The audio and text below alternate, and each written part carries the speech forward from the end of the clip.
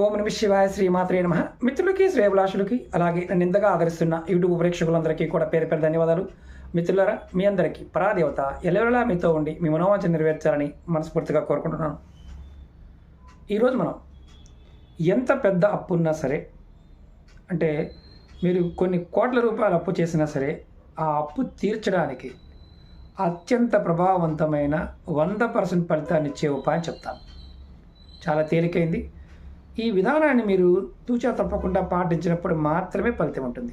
ఎలా చేయాలి, ఏ విధంగా చేయాలి మీకు తెలియచేస్తాను. అలాగే మీకు ఈ వీడియో నచ్చినట్లయితే లైక్ చేయండి. ఛానల్ని కొత్తగా చూసే మిత్రులు సబ్స్క్రైబ్ చేసుకోండి. పక్కనే ఉన్న గంట సింబల్ని యాక్టివేట్ చేసుకొని 10 మంది మిత్రులకు షేర్ చేయండి. ఎందుకంటే ఇలాంటి ఉపాయాలని మీ ఫేస్బుక్లో కావచ్చు, అలాగే వాట్సాప్ గ్రూపుల్లో కావచ్చు, ఇవి షేర్ చేయడం వల్ల ఇలా అప్పులు పాలైపోయి అప్పులు తీర్చలేక ఇబ్బంది పడుతున్న వారు ఎవరైనా సరే ఖచ్చితంగా అప్పులు తీర్చగలిగే మార్గాన్ని తెలుసుకోగలుగుతారు.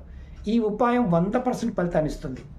చాలామంది మిత్రులు, అక్క చెల్లెలు రెగ్యులర్గా అడిగింది ఏంటంటే, మహమ్మారి వచ్చిన తర్వాత, అంటే ఏదైతే కోవిడ్ వచ్చింది, కోవిడ్ తర్వాత అప్పులైపోయాము, అనారోగ్య పాలయ్యాము, ఆస్తులు అమ్ముకోవాల్సి వచ్చింది, వ్యాపారం సరిగా సాగడం లేదు, దాని గురించి అప్పు చేశాము, అలాగే పిల్లల చదువు గురించి చేశాము, వ్యవసాయం కలిసి రాలేదు, వ్యవసాయంలో నష్టం వచ్చింది, ఇలా రకరకాల కారణాల చేత ఇబ్బడిముడిగా అప్పులు అయిపోయాయి.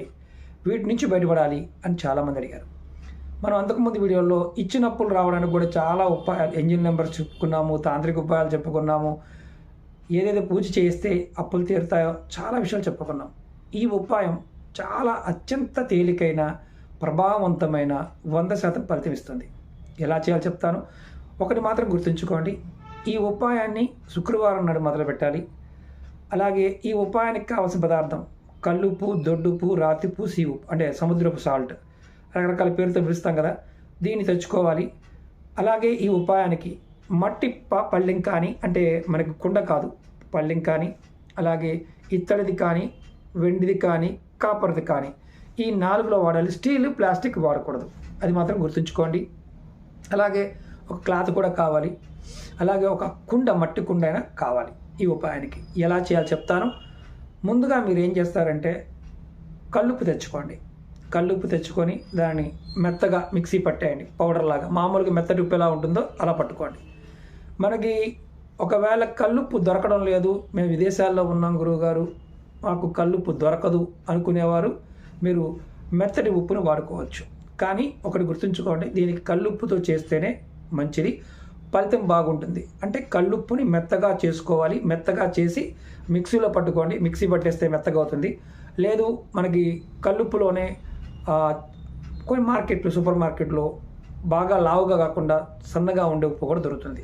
అంటే చిప్స్ లాగా ఉంటుంది, మన పంచదార లాగా ఉంటుంది. మరీ అంటే మామూలుగా రెగ్యులర్గా కూరల్లో వేసేది మరీ పలచగా ఉంటుంది. అలా కాకుండా మీరు తెచ్చుకొని దీన్ని దంచినా కానీ, లేకపోతే మిక్సీలో పెట్టినా కానీ అవుతుంది. ఒక 1/2 కేజీ అనేది పర్వాలేదు, 1/2 కేజీ పర్వాలేదు. మీ దగ్గర ఉన్న ఇత్తడి ప్లేట్ కానీ, కాపర్ ప్లేట్, అంటే రాగిది కానీ, ఇత్తడిది కానీ, లేదా మట్టి మూకుడైనా పర్వాలేదు. అంటే ఒక ప్లేట్ పెద్దగా ఉండాలి. ఒక 1/2 కేజీ కానీ, 1/4 కేజీ పట్టే విధంగానే ఉండాలి. మీరు ఏం చేస్తారంటే, ఈ ఉప్పు రెడీ చేసుకున్న తర్వాత శుక్రవారం నాడు ఉదయం కానీ, సాయంత్రం అయినా పర్వాలేదు, మీరు దీన్ని ఉప్పుని ఆ ప్లేట్లో పోసేయండి. పోసిన తర్వాత దేవుడి దగ్గర ఎదురుగా కాకుండా పక్కకు పెట్టుకోండి.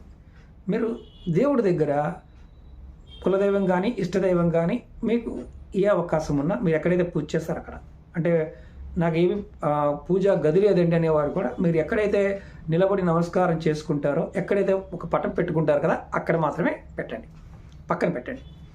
అంటే ఎదురుగా ఒక పక్కన పెట్టండి. తర్వాత దేవుడికి, మీ ఇష్టదైవానికి, కులదైవానికి మీరు ఎలాగైనా పర్వాలేదు, అంటే అక్కడ ఎవరైనా పర్వాలేదు, ముందు దీపారాధన చేయండి. సాంబ్రాణి బొల్ల ధూపం చూపించండి. కొంచెం నైవేద్యంగా ఏదైనా పెట్టండి. పువ్వులు పెట్టండి. మీ ఇష్టదైవానికి ఆ ఉప్పును అక్కడ పెట్టండి.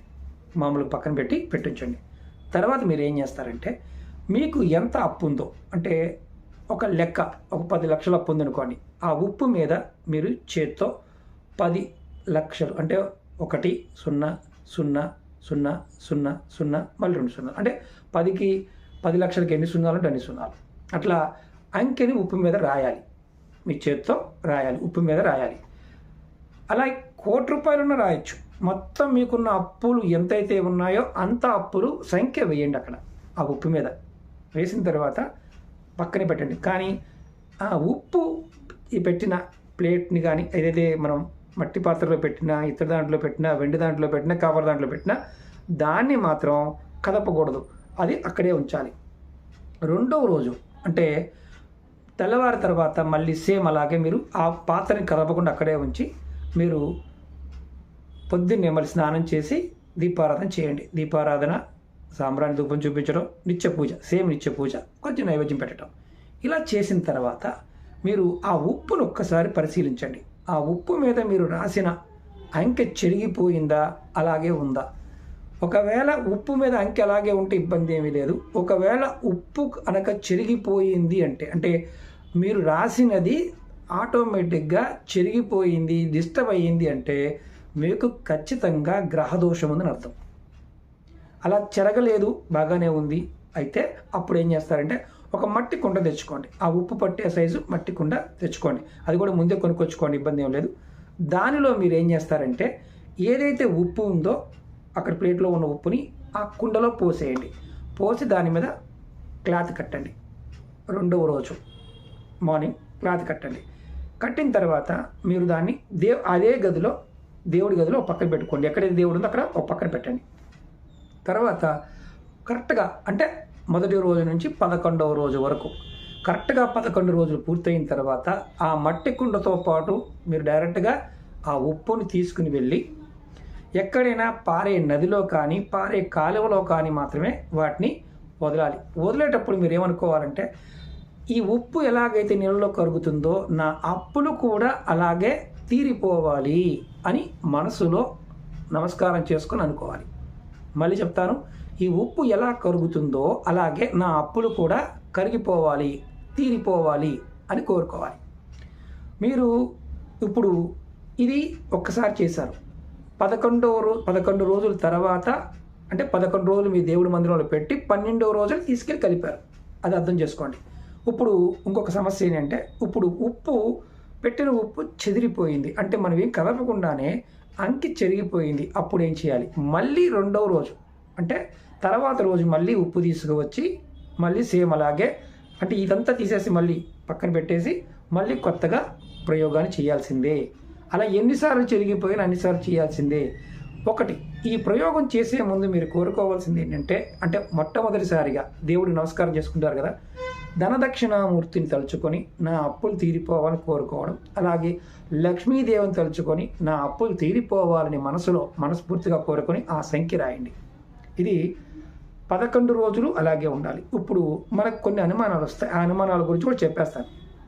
గురువుగారు ఈరోజు పెట్టాను, తర్వాత నాకు నెలసరి వచ్చింది, 11 రోజుల మధ్యలో గ్యాప్ వచ్చింది, అప్పుడు నా పరిస్థితి ఏంటి?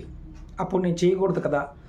మీరు మొదటి రోజు చేశారు, 2వ రోజు మూట కట్టారు, 3వ రోజు అదే రోజు మీకు నెలసరి వచ్చింది అనుకోండి, మీరు దాన్ని అంటుకోరు కాబట్టి ఎలాంటి ఇబ్బంది లేదు. 11 రోజుల తర్వాత దాన్ని నీళ్ళలో కలపాలి. ఇది ఇంట్లో ఉన్న మగవాళ్ళైనా చేయవచ్చు, ఆడవాళ్ళైనా చేయవచ్చు, ఎవరైనా కుటుంబం కోసం చేయవచ్చు.